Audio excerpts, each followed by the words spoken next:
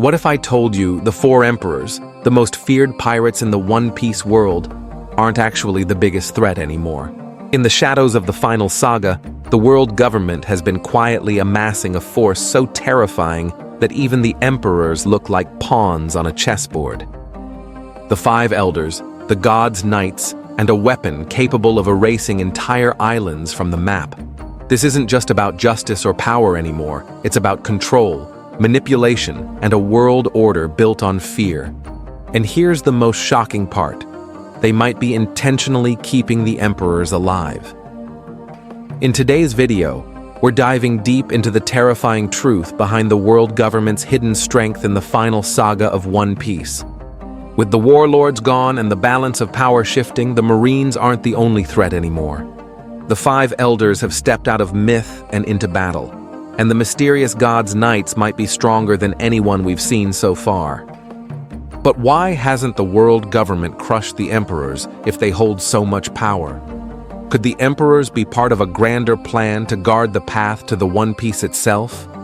Stick around as we break it all down. The world government is incredibly strong in the final saga.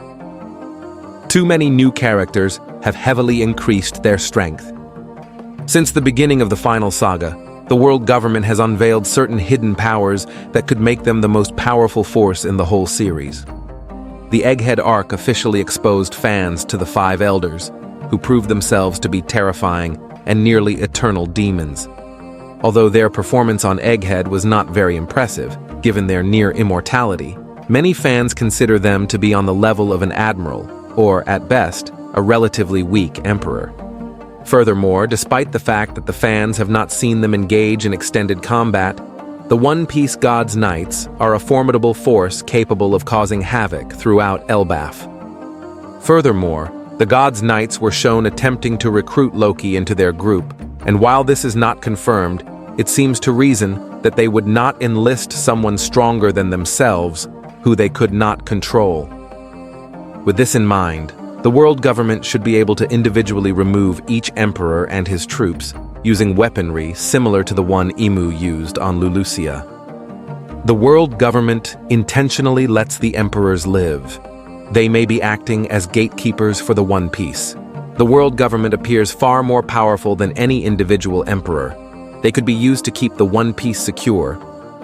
However, there are some reasons why, while wielding enormous power, One Piece's world government has not directly declared war on the emperors.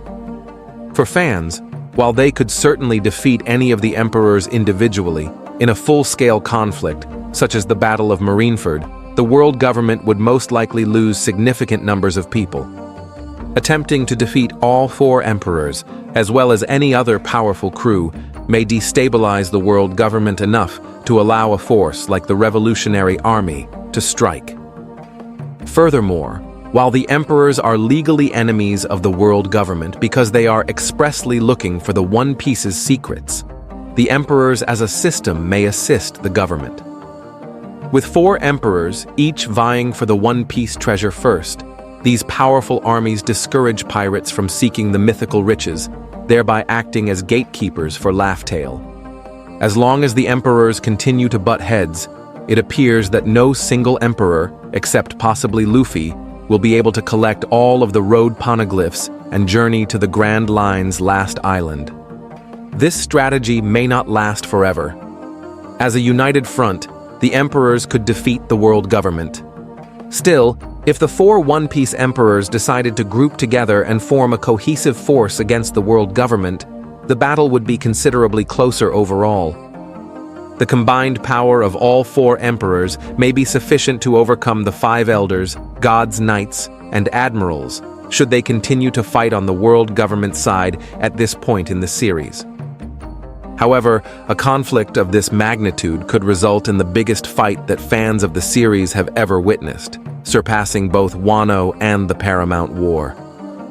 This balance of power escalating, with the world government and Marines nearly as powerful as the emperors combined, may foreshadow how One Piece's final war may unfold. To compete with these formidable people, Luffy may need to forge alliances with other emperors and past emperors. Finally, it makes logical sense that the world government's soldiers have never decided to proactively attack the emperors. Summary and highlights. In One Piece's final saga, the world government is far more powerful than the emperors. New characters revealed in the final saga dramatically boost the authority of the world government. Emperors serve as gatekeepers to One Piece, discouraging others from seeking it. So, what do you think? Is the world government playing 4D chess while the rest of the world fights over scraps? Or is a devastating war between the emperors and Imu's forces truly inevitable? Let me know your thoughts in the comments below, especially if you believe Luffy will need to ally with former enemies to survive what's coming. If you enjoyed this breakdown of One Piece's evolving power scale, don't forget to hit that like button, subscribe for more Final Saga theories, and ring that notification bell so you don't miss what's next. Until then, the world is watching, and the game has just begun. Thank you very much for visiting the Mugiwara Review YouTube channel, buddy. We hope you enjoy our review analysis. Don't forget to subscribe and continue joining us on our joyful journey in the world of anime. If you have any wishes, question, or suggestions for our next videos, feel free to express your thoughts on the comments below. Thank you very much for your support, and until we meet again, see you next time, buddy. What is One Piece anime? One Piece is a manga and anime story about a young boy named Monkey D. Luffy who wants to be the king of the pirates in the world. As a child, he eats a devil fruit, a strange plant that makes him able to stretch like rubber. Before the show starts, Luffy goes out into the world for the first time and starts to gather a group of pirates. The main group grows over time, but it starts with Luffy, Nami the Navigator, and a swordsman named Roronoa Zoro. At some point, Luffy and his friends are known as the Straw Hat Pirates, and they go on many exciting adventures across the ocean. One Piece is a lot of fun because it's silly. Luffy goes from island to island around the world in the series. Each island has its own setting and theme. It's a pretty fantastical world full of animals that look like people, live skeletons, and other delightfully strange things. Within moments, the group is in a winter scene, and the next, they are on a tropical island full of giants. The show is full of silly and bright details. For example, Zoro holds a sword in his mouth, a scary military boss wears a cute bulldog hat, and people don't use phones to talk to each other instead. They use special transponder snails that can send and receive messages. Luffy is a carefree person who just wants to eat a tasty meal and laugh at bad jokes. Even though there are some funny parts in the series, a lot of One Piece is about freedom.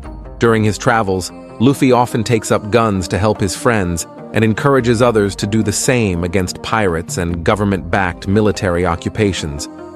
The characters in Luffy and his crew get stronger with each fight, which is typical for shonen manga. A lot of the story is about how Luffy beats a problem that seemed impossible to solve and finds some kind of secret power. After each fight, Luffy and his team get stronger and move closer to his main goal, which is to find the One Piece. Why is it called One Piece? The first part of both the manga and the anime shows that Pirate King Ghoul D. Roger is telling the truth about the mythical wealth called the One Piece. One Piece is the name of the show, because Luffy wants to find the One Piece and become the next Pirate King. One of Luffy's main goals in the show is mentioned in the show's title. What is the One Piece? The answer to this question is still one of the biggest secrets in the series. It's been more than 1,000 episodes, and we still don't know what One Piece is. We know that the One Piece is the name of the treasure that Ghoul D. Roger collected on his travels because of details in the manga. We still don't know a lot about the treasure, though. There are a lot of ideas from fans about what the One Piece is, but we still don't know what it is or even if it's real. The One Piece could just be the friends Luffy makes along the way.